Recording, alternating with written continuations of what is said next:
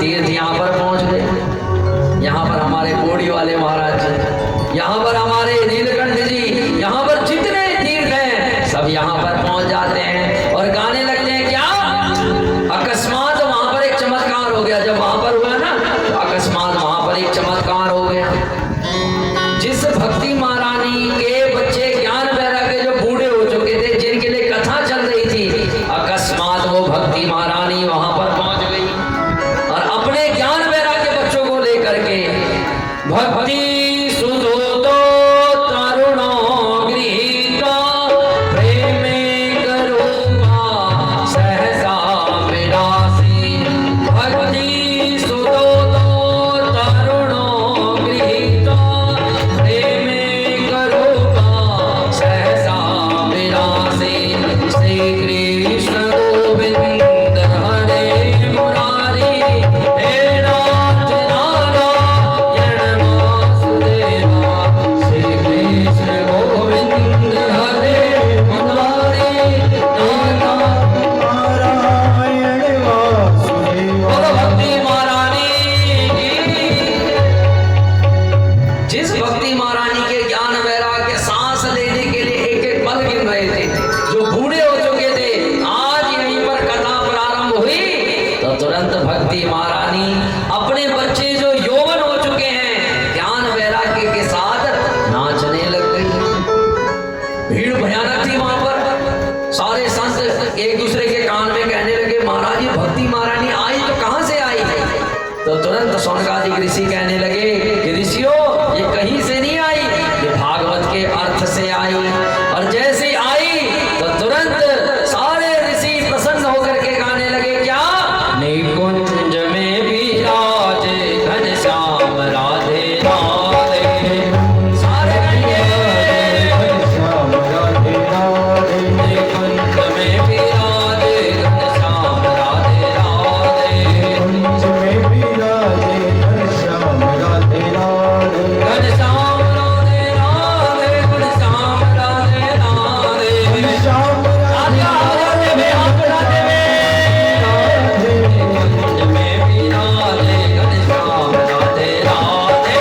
कुंज में विराजे घनश्याम राधे राधे। कुंज में विराजे घनश्याम राधे राधे। कुंज में विराजे घनश्याम राधे राधे। अब कुछ माताएं हाथ ऐसे कर रही है। अरे हाथ उठाते हुए जय हो।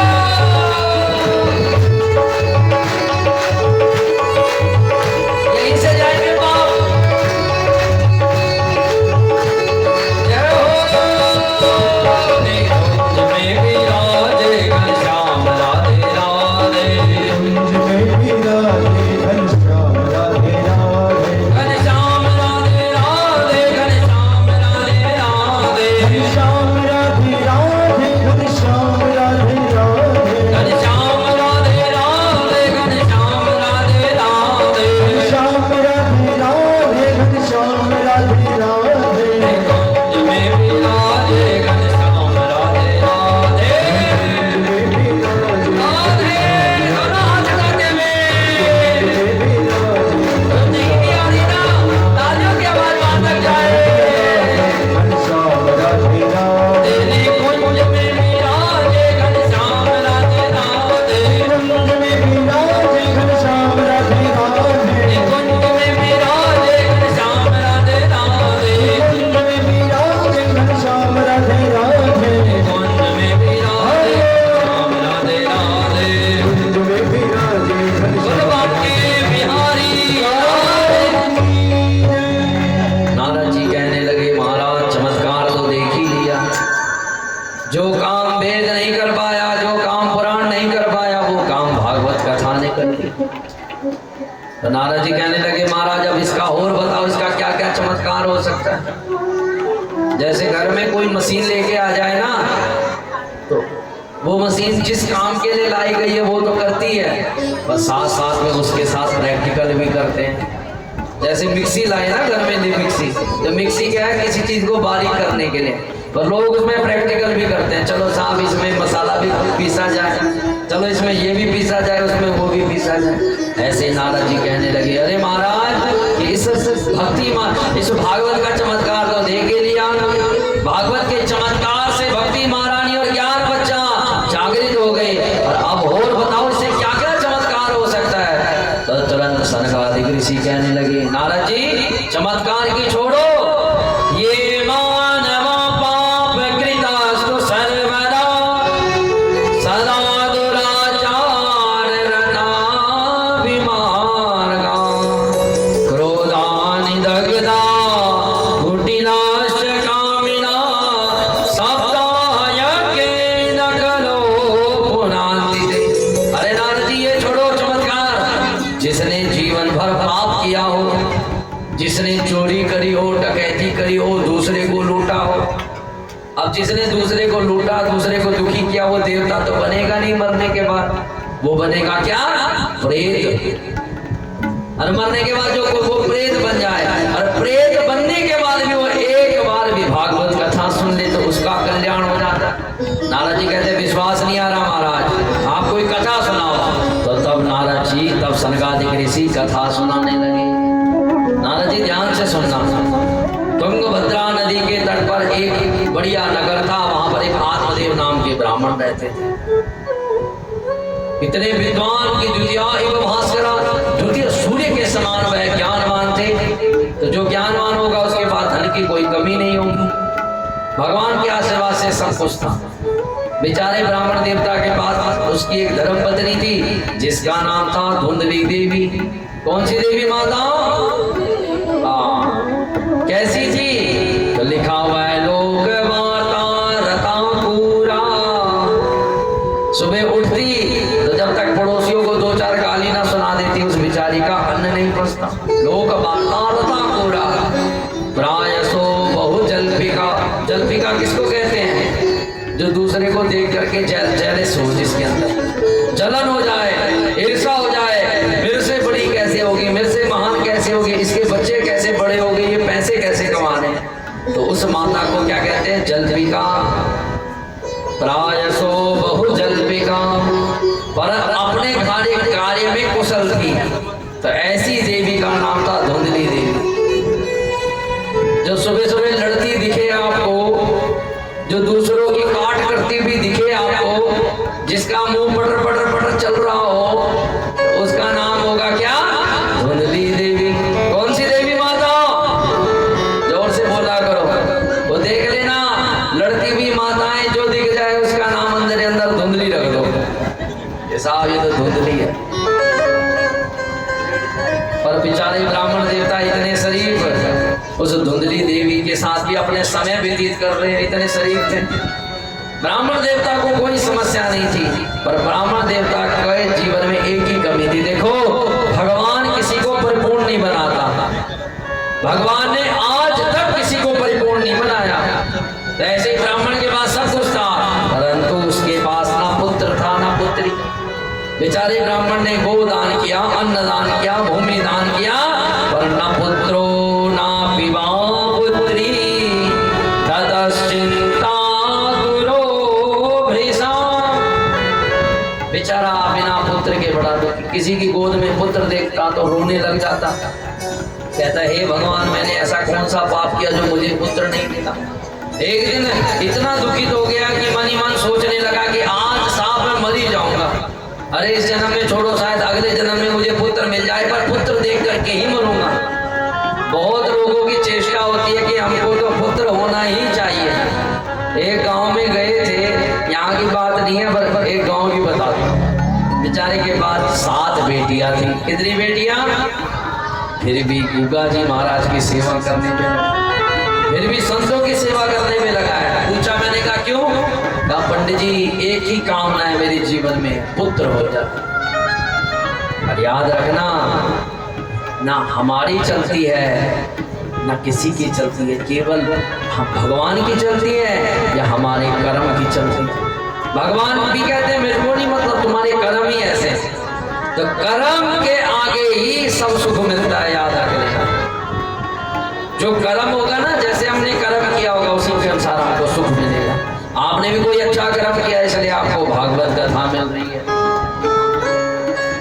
एक दिन दुखी हो गया कि साहब मर जाऊंगा, इससे बढ़िया तुरंत उसी तुंगभद्रा नदी के तट पर पहुंच गया कि दिन में 12 बजे मरूंगा। अब मरने के लिए पहुंच ही रहा था, दिन की संध्या करी, भगवान से कहने लगा प्रभु तूने तो मुझे पुत्र दिया नहीं, अब इससे बढ़िया मैं मर ही जाता हूँ। मरने के लिए दौड़ ही रहा था तो तुरंत भगवान हमेशा जब कोई कष्ट में हो तो भगवान अपने आप नहीं अपने किसी शिष्य को या किसी आदेश को भेजते हैं। तो तुरंत पीछे से एक संत निकल पड़े, गाते गाते आ रहे थे श्रीमन नारायण नारायण नारायण श्रीमन नारायण नारायण नारायण श्रीमन नारायण नारायण नारायण श्रीमन नारायण नारायण नारायण श्रीमन नारायण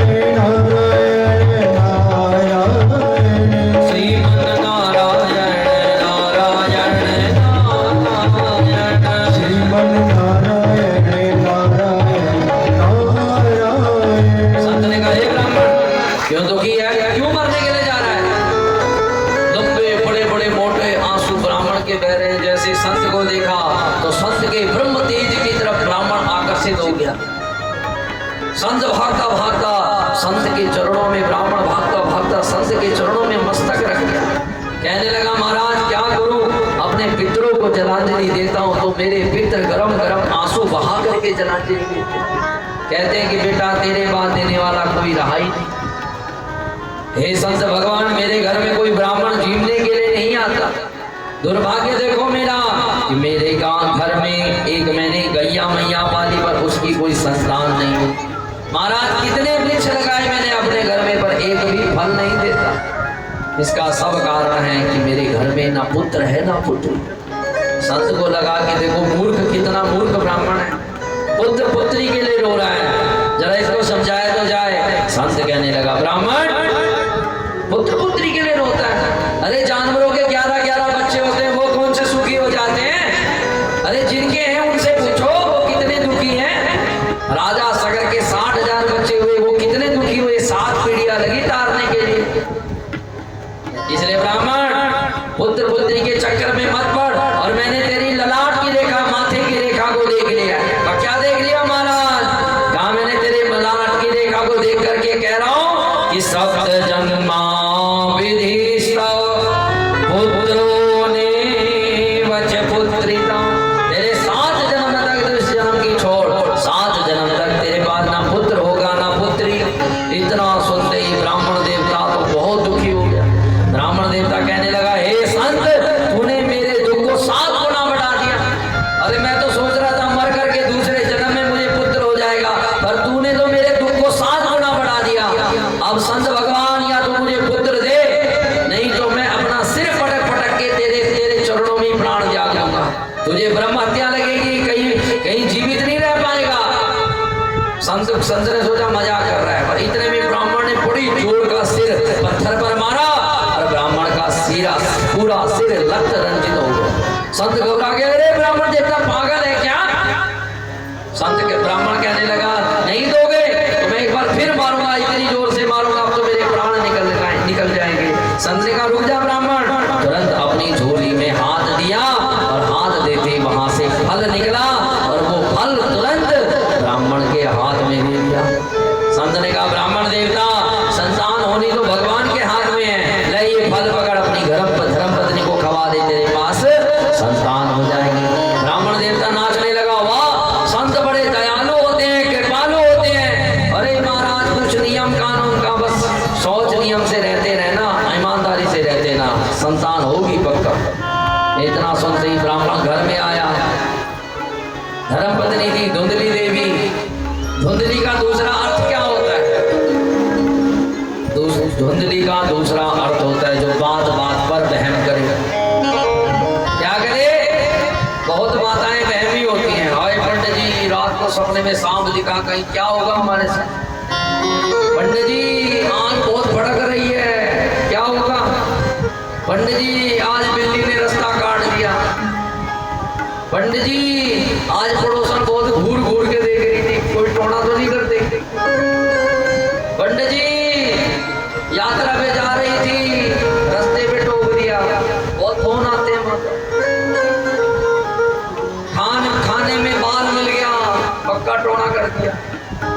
बहुत वहमी है। तो जो वहमी है उनका नाम भी क्या है? धुंधली देवी। कौन सी देवी माताओं?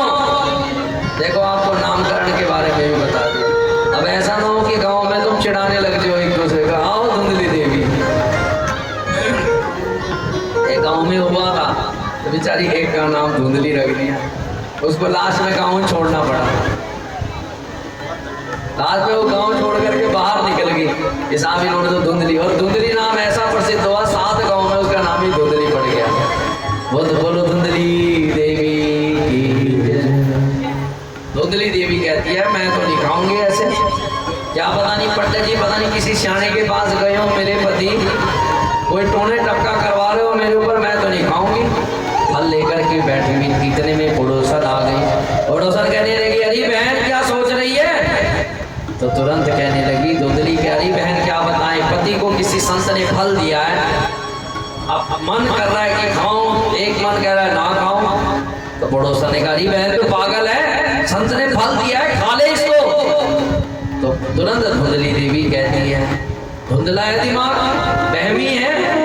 तो तुरंत क्या कहती है कि बहन मैं फल तो खा लूं, पर एक बात मेरे मन के अंदर आ रही है। कहा क्या?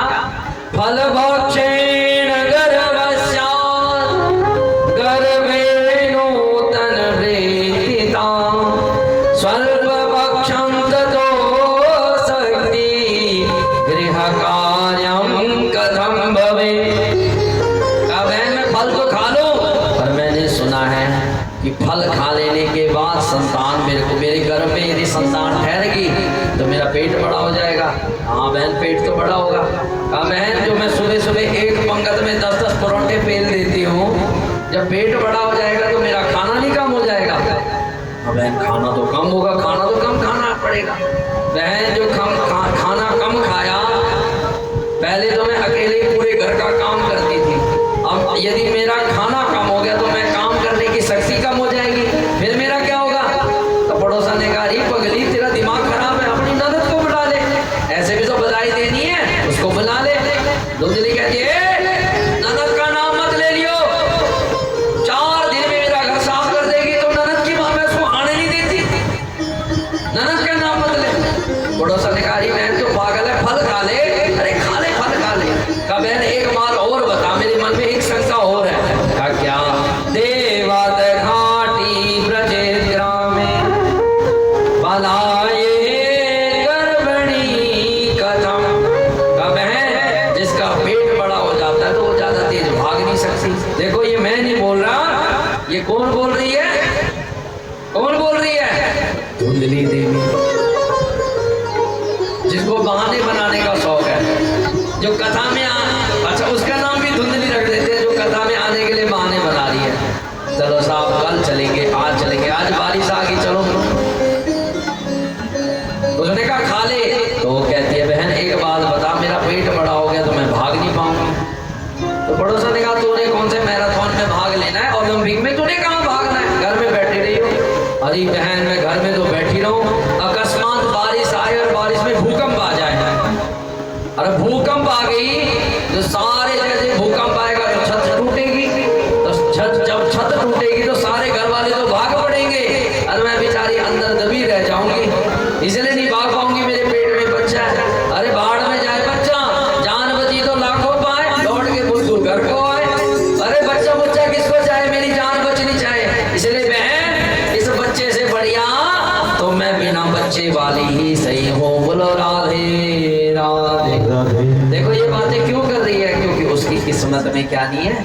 संतान नहीं। जिसकी किस्मत में भोजन नहीं होता ना, जिसकी किस्मत में खाना नहीं होता, ऐसी बहाने बनाती है। इतने में धुंधली की सगी बहन आ गई, पड़ोसन तो सिर पटक के भाग गई। उसकी सगी बहन आई, कहा बहन क्यों तो की? उसने सारा वृतांत बताया। बहन तो चाहती थी उसके बाद 5 बच्चे हैं, एक बच्चा इसको दे दूं, इसका माल पत्ता अपना हो जाए। उसने और बुद्धि खराब करी, बहन कुछ नहीं होता संत के फल से, तेरे को बच्चा चाहिए मेरे पास पेट में है, 5 ऑलरेडी हैं और 6ठा मेरे पेट में है, चिंता मत कर, मेरे घर वाले को अपना कुछ माल पत्ता दे दियो, घर वाला मान जाएगा, अपना बच्चा मैं तुझे दे दूंगी। रही है फल की बात, इसका प्रैक्टिकल भी तो करना है। कैसे करूँ? का तेरे गाय घर में गाय है, उसका भी कोई बच्चा बच्चा नहीं, उसको खवा के देख, तब तो मानेंगे संत का चमत्कार। उसने कहा वाह, बहन हो तो तेरी जैसी, जो उल्टी शिक्षाएं दे वो है अपनी कौन सगी बहन। बोलो राधे राधे। कालांतर में 2 महीने हुए बहन को बच्चा हो, उसने रात में आकर के धुंधली को बच्चा दिया और धुंधली देवी प्रातःकाल, अरे पंडित जी, संत भगवान के आशीर्वाद से हमारे घर में बच्चा हुआ है। और ब्राह्मण इतना प्रसन्न कि 12-6 फुट की छाल मारे, पूरे गांव में कहने लगा, देखो जो कल तक कहते थे ना ये पंडित जी निर्बीज है, इसके घर में बच्चा नहीं, देखो ये बच्चा हुआ है मेरा।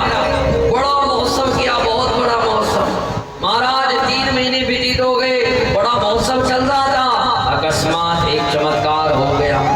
त्रिमाह से निर्गते चाथा ससे दो सुसवोर भगा सर्वांग सुंदरम दिव्या निर्मला कनक प्रभा। एक चमत्कार हुआ।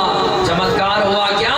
जिस गाय को फल दिया हुआ था, अकस्मात 3 महीने के बाद उस गाय का भी बच्चा हो गया। बोलो राधे राधे राधे राधे। अब उस गाय का बच्चा हुआ, और वो भी विचित्र बच्चा हुआ। कैसा विचित्र? पूरा शरीर इंसान जैसा था, पर कान उसके कैसे थे? गाय जैसे। किसके जैसे माताओं? गाय जैसे। नामकरण की बारी आई तो नामकरण में सबसे पहले उस बच्चे को लाया गया जो गाय का था। नाम रखा, उसके कान थे गाय जैसे, इसलिए उसका नाम रख दिया क्या? गोकर्ण। जिसके गो जैसे करण हो उसका नाम है गोकर्ण। मतलब जो वहम से रहित हो, जो जीवन में कभी वहम ही ना करे, जो कभी जीवन में सच्चाई ना पैदा करे, जिसको अपने इष्ट पर विश्वास हो, वो है गोकर्ण। दूसरे की बारी आई नाम रखने की तो धुंधली देवी फिर खड़ी हो गई। ऐसी देवियां बड़ी खतरनाक होती है, बात बात पर पहुंच जाती है। पंडित जी नाम रखने लगे, धुंधली कहने लगी, कहो महाराज कष्ट मैंने भोगर, नाम धरने वाले तुम। ब्राह्मण को पता था ज्यादा बोलूंगा तो अभी थप्पड़ लगेगा, इससे बढ़िया भैया चुप ही रहने में। हाँ देवी तू रख नाम। तो कहने लगी मेरा नाम है धुंधली, तो मैं अपने बेटे का नाम रखती हूँ क्या? धुंधकारी। एक पुरानी कहावत है, माँ का पूत पिता का घोड़ा, और नहीं तो थोड़ा थोड़ा। जैसी धुंधली थी उसने अपने बेटे को भी धुंधकारी प्रकट कर दिया। दोनों बच्चे बड़े हुए, गोकर्ण जी विख्यात हुए, परम वेदज्ञ विद्वान ब्राह्मण, जहां से निकल जाएं लोग उनका आदर सत्कार करें। और धुंधकारी अकेला था तो माता पिता ने बड़ा प्रेम दे दिया, इसलिए बिगड़ गया। संतति अशुद्ध थी, जन्म अशुद्ध था, इसलिए इतना दुष्ट निकल गया कि बच्चों को अपनी गोद में बिठाकर कुएं में धक्का देकर के उनको मार देता। जुआ खेलना, डकैती करना, चोरी करना उसका काम हो गया। इतना, यदि कोई ब्राह्मण का ऐसा बेटा निकल जाए तो ब्राह्मण के लिए तो मरना हो जाता है। अब गांव के लोग शिकायत लेके पहुंच गए, अरे ब्राह्मण देवता, तेरा बेटा इतना उद्दंडी हो चुका है कि गांव के कितने बच्चों को मार दिया।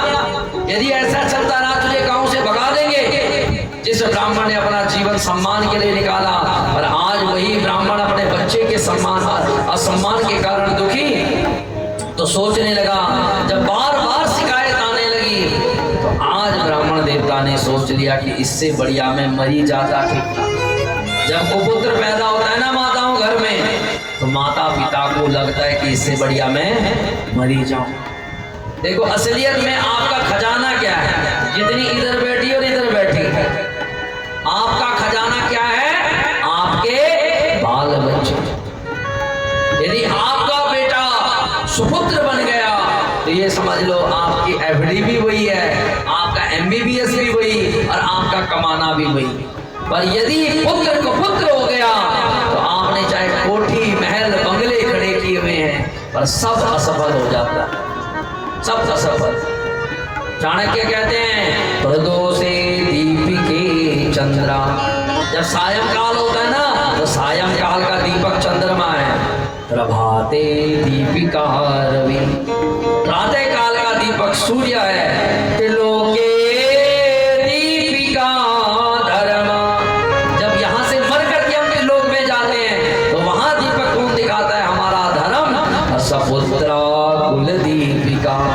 सुपुत्र कुल का क्या होता है? दीपक होता है। बोलो राधे राधे। राधे राधे। और ऐसा चंडाल पुत्र पैदा हुआ तो आत्मदेव सोचने लगे कि इससे बढ़िया मैं मर ही जाऊं। पहले भी मरने के लिए जा रहे थे माताओं। यदि आपको कथा पे ध्यान हो तो आत्मदेव जी पहले भी मरने के लिए जा रहे हैं, पर पहले क्यों जा रहे हैं? पुत्र नहीं है ना? पुत्र नहीं है इसलिए मरने के लिए जा रहे हैं। पर आज भी मरने के लिए जा रहे हैं, आज इसलिए कि पुत्र क्यों है। और अच्छा कर्म किया हुआ था। संत का फल कभी विफल नहीं होता, इसलिए याद रखना। जब किसी का विवाह होता है ना तो लोग क्या कहते हैं? जब किसी का विवाह तो लोग कहते हैं अरे अपनी कुल देवी के पास जाओ, अपने खेड़े के पास मत्था टेको। कहते नहीं कहते लोग? यहाँ पर भी रिवाज होगा इस चीज का। जब किसी का विवाह हो जाता है तो अपनी देवी देवताओं पे मत्थे टिकवाते हैं। वो इसलिए टिकवाते हैं कि वहां से जो प्रसाद मिलता है उससे हमारे घर में गोकर्ण जैसा पुत्र प्रकट हो। पर जो लोग कहते हैं साहब कुछ नहीं कुल देवी, जो कुछ नहीं खेड़ा, कुछ नहीं, तो उनके घर में ऐसा धुंधकारी प्रकट होता है। इसलिए याद रखना, आशीर्वाद लेना बहुत जरूरी है। आशीर्वाद लिया था संत का, इसलिए घर में क्या हो गए? गोकर्ण पैदा हो गए। आज रोते रोते रोते आत्मदेव जा रहे हैं, अकस्मात गोकर्ण जी ने हाथ पकड़ लिया। अरे पिताजी रोते हुए कहाँ जा रहे हो? आत्मदेव ने कहा बेटे क्या बताएं, सुख की चाह के लिए पुत्र की इच्छा करी, पर मैं कितना सुखी हो गया। मेरे तो जीवन में सुख की चाह तो 10% थी, पर मैं दुखी तो 100% हो गया। याद रखना, हमारा जो हम सुख मांगते हैं ना, उस सुख के पीछे 1000% दुख होता है। 1000%। देखो किसी माँ के पास संतान नहीं थी, ध्यान से सुनना। अब बेचारी वो हर जगह मत्थे टेकती है, भगवान मेरे पास संतान हो जाए, हे भगवान मेरे पास संतान हो जाए। पर आज नहीं तो कल नहीं होती तो वो अपने मन को सांत्वना दे देती है। पर अकस्मात किसी के घर में संतान हो और 18 साल का बेटा मर जाए, क्या हो जाए?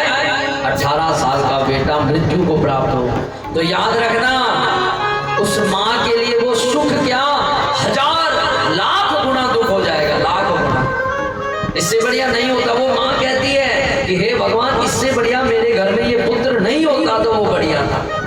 सुख कितना था, उस पुत्र क्या सुख देता है?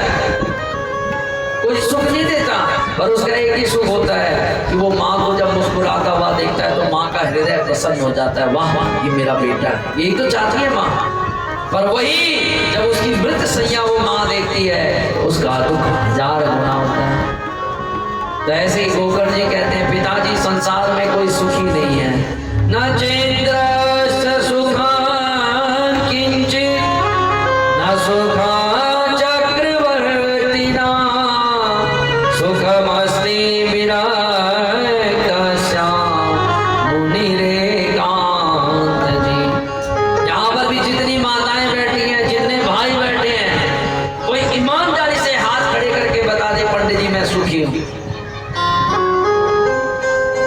कबीरदास जी क्या कहते हैं?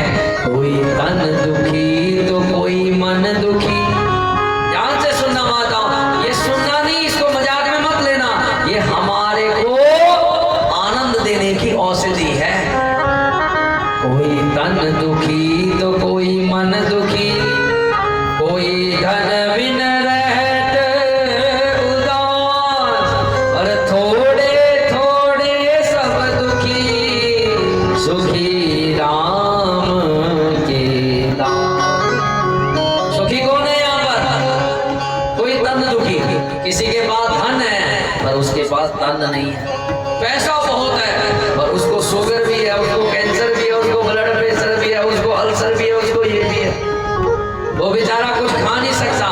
पर जिसके पास तन है उसके पास धन नहीं है। जिसके पास तन है उसके पास शाम को खाने की रोटी नहीं है। जिसके पास धन है वो रोटी नहीं खा सकता। अच्छा, जिसके पास तन और धन दोनों है उस बेचारे के पास मन नहीं है। लोग कहते हैं ना पंडित जी आप हमारे घर में भागवत, जैसे हमारे भाई लोग जाते हैं कि महाराज भागवत के लिए कुछ सेवा हो, तो लोग कहते हैं पंडित जी महाराज जी मेरी तरफ से ये सूक्ष्म सी सेवा है, पर मैं इतनी कर नहीं पाऊंगा, पर मैं तन से सेवा जरूर करूंगा। क्या? तन की सेवा भी बहुत जरूरी है। पैसा दे दे के भी नहीं होता काम, तन भी लगाना बहुत जरूरी है, तो तब भी चल जाता है। कोई कहता है नहीं नहीं महाराज हम तन की सेवा नहीं धन की सेवा लगाते, तब भी चल जाता है। पर एक कहता है ना मैं तन लगाऊंगा ना धन लगाऊंगा, मैं तो मन लगाऊंगा, तब भी चल जाएगा। पर एक कहते हैं ना मैं तन लगाऊंगा ना धन, और मेरे घर में पढ़ना चाहिए क्योंकि मेरे पास क्या नहीं है, मन नहीं है। पैसा तो बहुत है पर हाथ क्या है, पैसा निकालने के लिए खिसकते नहीं है। हाँ पर अभी रोग में देना पड़ जाए तो रोग में देना लग जाए तो वहां पर लाख रुपए भी लग जाते हैं। अरे भगवान से बोलो हे प्रभु हमारा पैसा रोग में ना लगे, हमारा पैसा दान में लग जाए, हमारा पैसा भागवत में लग जाए, हमारा पैसा ग्राम क्षेत्र में लग जाए। कहने लगा आत्मदेव, कहने लगे बेटी फिर मैं इसे देखो चाहे मैं घर को त्याग करके जंगल में भी चला जाऊं पर मेरे को अपने बेटे की याद आएगी, मेरे को मेरा परिवार छोड़ नहीं पाएगा, इसलिए इसके लिए क्या करूं? तो तुरंत वो बिट्टू शांत रहो, जय जय राधा बोलना मत नहीं है, नहीं यहाँ बिठाऊंगा तुम्हारे को गोकर्ण बना दूंगा, दूध गाड़ी बढ़ा दूंगा, ठीक है ना। गोकर्ण जी महाराज ने बड़ा दिव्य उपदेश दिया। समय भागता जा रहा है माताओं, नहीं तो इतना अच्छा प्रवचन है ये, इतना अच्छा प्रवचन क्या बताएं। मैं कहता हूं यदि कोई वृद्ध माता इस प्रवचन को सुन लेना तो वो अपनी घर छोड़ देगी, पर घर तो छोड़ देगी पर अपनी पेंशन नहीं छोड़ पाएगी।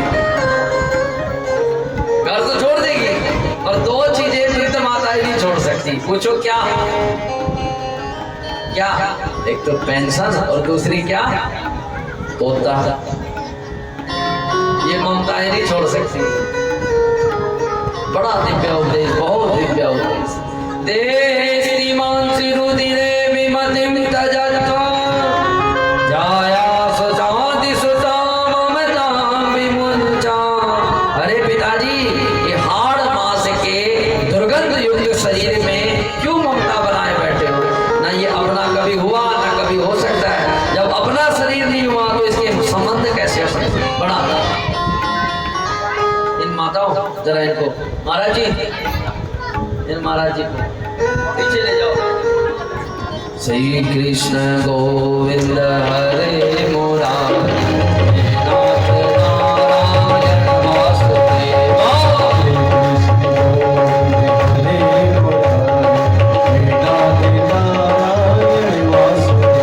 आइए अब जब आत्मदेव ने घर को छोड़ दिया इस विश्वास पे, राधा रानी के विश्वास पे, तीसरे पे राधा रानी के विश्वास पे, ठाकुर जी के विश्वास पे, तो हमने घर को नहीं छोड़ना। मैं नहीं बोल रहा तुम घर छोड़ दो, पर अपने मन से वो ममता को निकाल दो।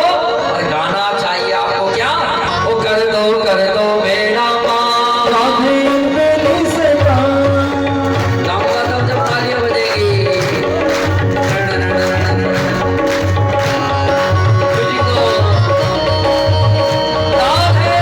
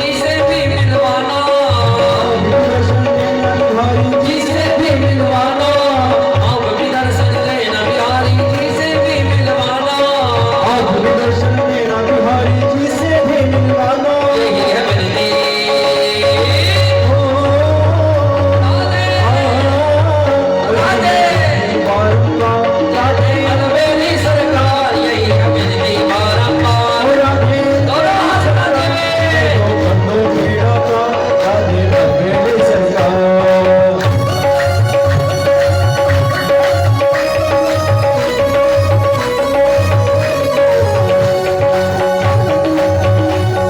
बोलो बाबे बिहारी लाल की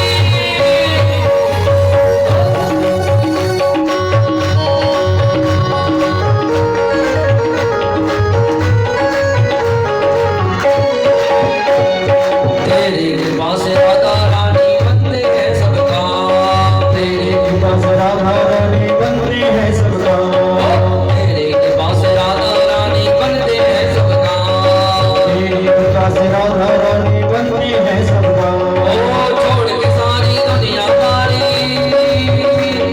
छोड़ के सारी दुनियादारी आगे तेरे धाम छोड़ सारी दुनियादारी आगे तेरे धाम सुन लो मेरी करण पुकार सुन लो मेरी करण पुकार राधे अलबेली सरकार सुन लो मेरी करण पुकार राधे अलबेली सरकार बोलो अलबेली सरकार राधे अलबेली सरकार राधे अलबेली सरकार राधे अलबेली सरकार कर दो बेड़ा पार राधे अलबेली सरकार बेड़ा पार राधे अलबेली सरकार कर दो बेड़ा पार राधे अलबेली सरकार कर दो बेड़ा पार राधे अलबेली सरकार राधे अलबेली सरकार राधे अलबेली सरकार राधे अलबेली सरकार राधे अलबेली सरकार कर दो बेड़ा पार राधे अलबेली सरकार बाके बिहारी लाल की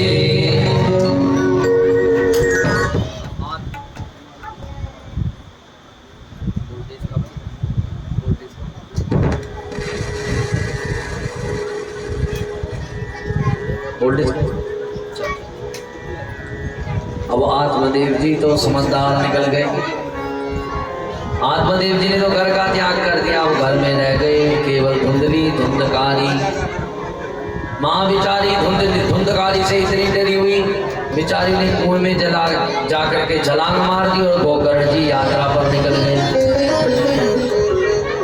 जब यात्रा पर निकले तो दुष्ट होगा तो दुष्ट ने क्या करना है दुष्ट ने दुष्ट कृत्य करना है धुंधकारी ने पिता गए माता गए घर में 5 वेश्याएं लेकर के पहुंच गए जब 5 वेश्याएं लाया तो उनके पेट पालने के लिए चोरी करता डकैती करता एक दिन राजा के यहाँ चोरी कर दी भयानक चोरी हजारों धन लेकर के हीरे जवाहरात लेकर के आया और उन देवियों को अर्पण कर दिया देवियों ने सोचा देवियों के देख करके आंखें चौंकी कि महाराज इतना धन आज पहली बार सोने जवाहरात देखे हमने इतना धन एक कहने लगी देख बहन आज नहीं तो कल इस धुंधकारी को राजा फांसी पे चढ़ा देगा तो इसलिए इस धन को लेकर के निकलते हैं कहीं निकलने नहीं देगा इसके लिए मैं करती हूँ उसने क्या किया धुंधकारी को शराब पिला दी मदिरा पिला दी मदिरा पिलाई तो एक खाट थी खाट के साथ बांध दिया दोनों हाथ बांध दिए दोनों पैर बांध दिए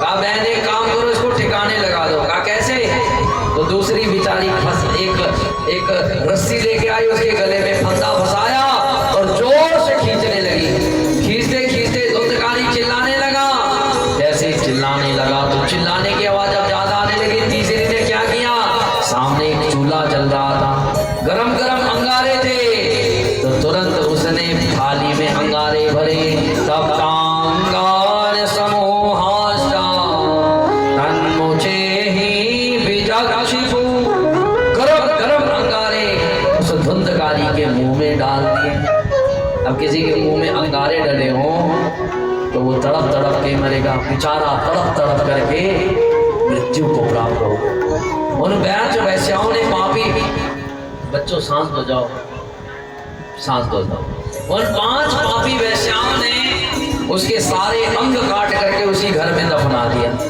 अब जिसका दाह संस्कार नहीं हुआ तो वो प्रेत ही बनेगा बेचारी धन लेकर के अलो और आज वो धुंधकारी मरा 1 नंबर का प्रेत बन गया एक दिन गोकर्ण जी घर में आए यात्रा करके, तो जैसे घर में रात्रि को 12 बजे सोए हुए थे तो धुंधकारी प्रेत बना हुआ आया। कभी भेड़ बन जाता, तो कभी भैंस बन जाता, तो कभी इंसान बन के रोने लगता। गोकर्ण जी समझ नहीं पाई ये कौन है। गोकर्ण जी ने हाथ में जल लिया, जैसे ही उस धुंधकारी के मुंह पर मारा, तुरंत बोल पड़ा, अहम भ्राता त्वदीयोऽस्मि धुंधकारी नामता स्वकीयेनैव दोषेण ब्रह्म त्वं नासितं मया। कहने लगा, भैया तुम मुझे पहचाना नहीं? हाँ, मैंने नहीं पहचाना। कौन? अरे भैया मैं तुम्हारा भाई धुंधकारी महान प्रेत बना हुआ भटक रहा हूँ। गोकर्ण जी ने कहा, अरे भैया मैंने जब सुना तू मर गया तो मैंने गया में श्राद्ध किया, बद्रीनाथ में श्राद्ध किया। देखो ध्यान से सुनना, जिनके घर में प्रेत दोष रहता है उनकी ये स्थिति होती है। वो कहता है कि भैया चाहे मेरा गया में श्राद्ध कर दो, चाहे मेरा बेहवा में श्राद्ध कर लो, चाहे मेरे पितृ गायत्री करवा लो, चाहे मेरे कुछ मर्जी करो, मैं एक नंबर का प्रेत हूं। देखो प्रेत भी 3 प्रकार के होते हैं। पहला प्रेत जिसका नारायण बलि से मुक्ति मिल जाती है। ब्राह्मण करते हैं ना, जैसे घर में नारायण पंचबली करती उनके द्वारा मुक्ति, तो वो छोटे प्रेत होते हैं। दूसरे नंबर के प्रेत जिनका कल्याण पेवा में, गया में, फल्गु में, हरिद्वार में। और तीसरे नंबर के ऐसे प्रेत होते हैं जिनका चाहे तुम 100 गया श्राद्ध भी कर लो, वो हम कभी मुक्त नहीं होंगे। और अकस्मात आजकल आप देखोगे तो वही प्रेत मिलते हैं। आपने भी तो बहुत कहते पंडित जी हमने तर्पण करवा लिया, हमने पितृ गायत्री करवा ली, ब्राह्मण बिठा लिए, क्या क्या नहीं किया, पर हमारे घर से पितृ दोष नहीं जा रहा। मतलब याद रख लेना, उनके घर में ऐसे धुंधकारी नाम का प्रेत है। अच्छा, हम अपने लिए क्या कर रहे हैं? हमने प्रेत ही तो बनना है। जो शराब पिएगा, मदिरा पिएगा, गलत चीजें खाएगा, दूसरे को दुखी करेगा, जिसकी दृष्टि स्त्रियों के प्रति दूषित है, जो दूसरे का पेट काट करके अपना पेट भरता है, तो याद रख लेना वो पहले नंबर का प्रेत बनता। माताओं, कैसे नंबर का? कैसे नंबर का? पहले नंबर का। कहा भैया मेरी मुक्ति करो, मैं मर भी नहीं रहा। मुझे जब भूख लगती है तो मुझे मलमूत्र खाने आदि के लिए मिलता है, जब मुझे प्यास लगती है तो गरम गरम तेल पीने के लिए मिलता है। क्या करें हम? गोकर्ण का चिंता मत कर। ब्राह्मणों से पूछा, विद्वानों से पूछा, पर कोई समाधान नहीं बता पाए। सूर्य भगवान से पूछा कि हे सूर्य भगवान, अब आप ही बताओ, मेरा भाई महान प्रेत बना हुआ है, इनका उद्धार कैसे हो? तो तुरंत सूर्य भगवान बोल पड़े। क्या बोले? कि श्रीमद् भागवतां मुक्ति सप्ताहं वाचनं कुरु। भाई जिसका कहीं से मुक्ति ना मिले, यदि उसका परिवार का कोई व्यक्ति आकर के यदि एक बार भी कथा सुन ले, तो उस परिवार के व्यक्ति के कानों में बैठ करके वो पितृ कथा सुनते हैं और उनका मोक्ष हो जाता है। बोलो भागवत भगवान की जय। याद रखना, आप किसी के ऊपर दया नहीं कर रहे, आप अपने पितरों के ऊपर दया कर रहे हो कथा में आकर के। आपके पितृ भी तो चाहते हैं हमारे को मोक्ष गति मिले, आपके घर के प्रेत भी तो चाहते हैं हमारे को मोक्ष गति मिले। तो आप यहाँ आकर के भागवत कथा की जहां जहां तक ध्वनि जा रही है, मैं गारंटी देता हूँ वहां तक के प्रेत मुक्त हो रहे हैं। इसलिए स्वागत करो, बोलो भागवत भगवान की जय। तालियां इसलिए हैं कि पहली बार यहाँ कथा हो रही है, सौभाग्य है। अब गोकर्ण जी सोचने लगे कि महाराज अब ये कथा किससे करवाऊं, तो सोचने लगे अपने आप ही अपने भाई के लिए कथा करता हूं। जैसे कथा होने लगी तो सारे ग्रामवासी वहां पहुंच गए। महाराज लूले लंगड़े अंधे मंदबुद्धि सब अपने को मुक्त करने के लिए पहुंच गए। वो धुंधकारी प्रेत भी वहां पहुंच गया। वायु बना हुआ प्रेत अब कहां बैठे? तो सामने एक बांस का वृक्ष लगा हुआ था, 7 कांट का वो बांस, तो उसके अंदर वायु बन करके वो पहली ग्रंथि के अंदर बैठ गया। पहले दिन की कथा हुई, कथा सुनी, कथा की समाप्ति हुई तो तुरंत उस बांस की पहली गांठ फट गई। दूसरे दिन की कथा, दूसरी गांठ फटी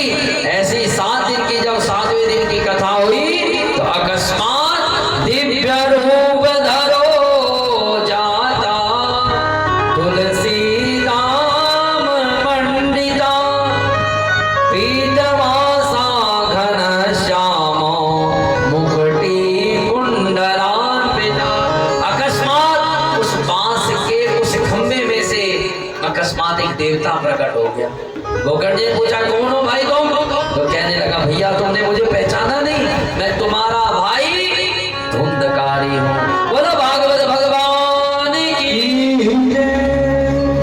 जिसको नारायण बलि ने कहा हम मुक्त नहीं कर सकते, जिसको गया ने कहा हम मुक्त नहीं कर सकते, जिसको बेवा ने कहा हम मुक्त नहीं कर सकते, आज वही भागवत भगवान की कृपा से हम मुक्त हो गया। अब आपके पितृ कैसे मुक्त होंगे? जो यहाँ पर पूजन करवा रहे हैं, जो यहाँ पर जजमान बन रहे हैं। इसलिए समय पर आकर के अपना पूजन करवाओ, अपने तर्पण कराओ और मुक्ति मिलेगी। जैसे ही वो देव बना तो अकस्मात आकाश से एक विमान आया, भगवान विष्णु का विमान आया। तो भगवान के पार्षदों ने तुरंत उस गोकर्ण, उस धुंधकारी को अपने विमान में बिठाया और ले जाने लगे। गोकर्ण जी ने कहा महाराज कथा सुनने वाले यहाँ सारे, और आपने इसी को क्यों ले जा रहे हो? कथा तो सबने सुनी, धुंधकारी ने अलग तो नहीं सुनी, सबको ले जाना चाहता। और भगवान के पार्षद कहने लगे कि कथा सबने सुनी और मनन किसी ने किया। मनन भी तो करना है। अरे कथा तो सारे सुन रहे हैं, पर इसके नियमों को भी तो अपने जीवन में फॉलो करना है, तभी तो हमारे ऊपर भी कृपा बनेगी। सारे भक्तों ने कहा महाराज अब हुई सो हुई, अब आगे नहीं होगी, अब की बार कथा करना ऐसा नियम बना के चलेंगे क्या? तुरंत अब की बार श्रावण मास में कथा हुई, और श्रावण मास में जितने भी भक्त थे सबने मिल करके नियम पर कथा को श्रवण किया। और अब की बार जितने भक्त यहाँ बैठे हुए थे उतने भगवान के विमान पहुंच गए। बोलो भागवत भगवान की।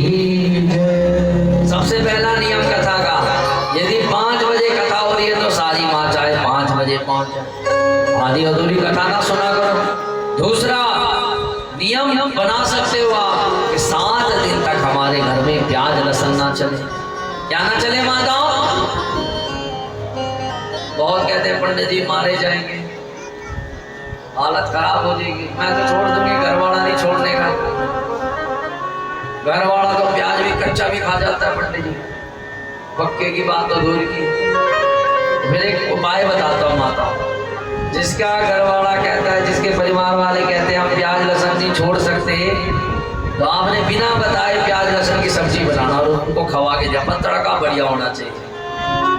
देख लेना, एक दिन बोलेंगे, 2 दिन आपने कहना है हाँ ले मैंने प्याज, और खुले छिलके ले आओ, देखो देख प्याज डाला है, फिर देखो उनको आदत पड़ जाएगी। और फिर 7वें दिन कहो महाराज आपको भी पुण्य मिला है कि आपने प्याज लहसुन नहीं खाया। दूसरा, अपने घर वाले का हाथ पकड़ करके खींच के लाओ, अरे महाराज कथा सुन ले कल्याण हो जाएगा। और जिसके नहीं आ रहे उसको जबरदस्ती भी मत मान लाना। एक बहन कहने लगी एक जगह कथा दी, पंडित जी जबरदस्ती लाया तो शाम को टांगे तोड़ देगा, बहुत खतरनाक है पंडित जी, कमर बिठा देगा पंडित जी, रोटी देवी जूंगी। बता मैं भी आ रही कथा में, मेरा भी आना बंद करवाओ कहता है। घर वाले का नाम ना ले, घर वाला ठीक है। घर वाले से पूछो कथा, वो कहता है मुझे तेरे पे विश्वास है, चिंता मत कर पंडित जी, मुझे तेरे पे विश्वास, तो करता रहे बस। बोलो राधे। जितने वक्त श्रोता थे उतने विमान वहां पहुंच गए, और सारे उस विमान में बैठ करके भगवान के लोग को चले गए। बोलो भागवत भगवान की।